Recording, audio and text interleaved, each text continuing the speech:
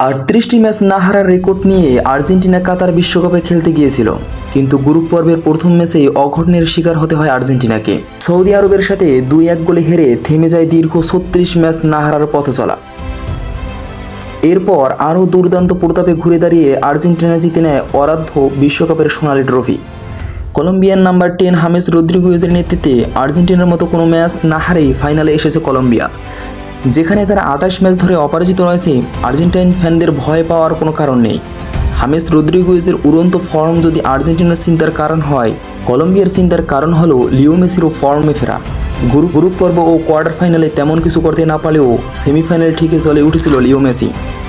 1 গোল করার পাশাপাশি পুরো ম্যাচ অসাধারণ ফুটবল খেলে ম্যাচ সেরার পুরস্কার জিতে নিয়েছিলেন মেসি।